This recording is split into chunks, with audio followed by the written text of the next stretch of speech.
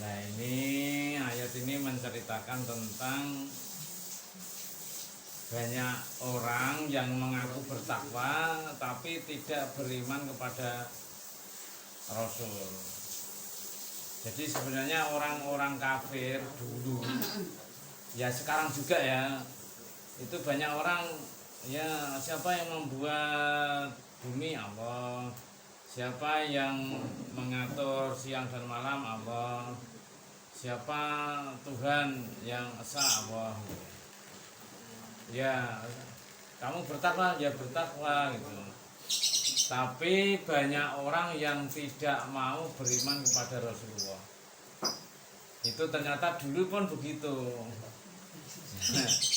Jadi banyak orang yang percaya kepada Allah tapi tidak mau beriman kepada Rasulullah. Jadi orang-orang yang beriman tetap diundang, tetap disuruh bertakwa. Ya, tidak boleh berhenti pada Allah. Ya ayyuhalladzina amanu taqullaha wa aminu bi rasulih, dan harus beriman kepada Rasul. Sekarang kan ada pernyataan di mana-mana itu ya, apa namanya, kita semua percaya pada Tuhan gitu. Tapi tidak percaya kepada Rasulullah karena saya Islam tapi saya tidak sholat. Nah, kan berarti tidak beriman pada Rasulullah. Rasulullah itu sholat. Dan sholatnya kalau orang kebatinan kan pokoknya yang penting kan eling, gitu ya, eling ya Allah. Nah ini memang ya sekarang opini itu kita berbahaya ya. Jadi semua agama itu kan sama, ada yang begitu. Ada yang semua agama itu kan benar.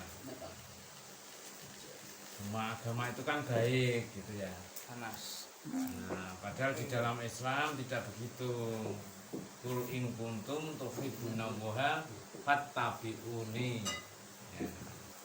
Itu kalau kamu cinta kepada Allah maka taatlah kepadaku Rasulullah. Jangan tidak boleh terpisah antara Allah dan Rasulnya, itu tidak boleh terpisah. Karena Rasulullah itu ya menjelaskannya adalah dengan wahyu, dengan Al-Quran. Dan Al-Quran itu diterjemahkan Rasulullah menjadi sunnah, menjadi syariat. Nah karena menjadi syariat maka kita harus menjalankan. Nah itu ya banyak sih memang sekarang sudah bubrah ya, orang itu sudah tidak punya pedoman hidup gitu. Ya rusak. Jadi ngaku beriman kepada Allah tapi tidak beriman kepada Rasulullah. Nah itu kan pada Abu Jahal juga dulu kalau ditanya, "Hei Abu Jahal, sapa sing gawe bumi?" Ya Allah. Tapi aku ora percaya karo Muhammad. Muhammad bocah lagi wingi sore. Ya karena itu kan ada orang tidak percaya kepada Muhammad itu bisa macam-macam, karena kewibawaan, karena merasa pintar, karena merasa senior. Maka Rasulullah itu sejak kecil disenangi orang-orang musyrikin Quraisy, sampai menerima wahyu akhirnya terus domoh loh. Kita ngono Muhammad gitu.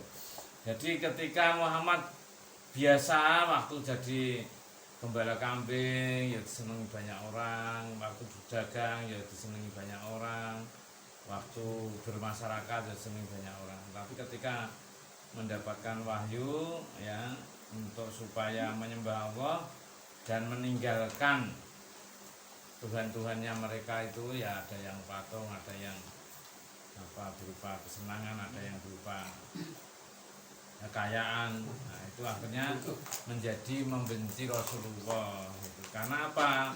Rasulullah mengubah tradisi. Nah itu diserii ya, diserii Nah, dibenci, tidak disukai oleh kaum Quraisy itu bukan karena pribadi Rasulullah, tapi karena ajarannya Rasulullah. Nah, gitu. Jadi nek cara bahasa Jawane ngene lho, kowe kae apa tek Mat Muhammad kok saiki kok malah edan to kowe.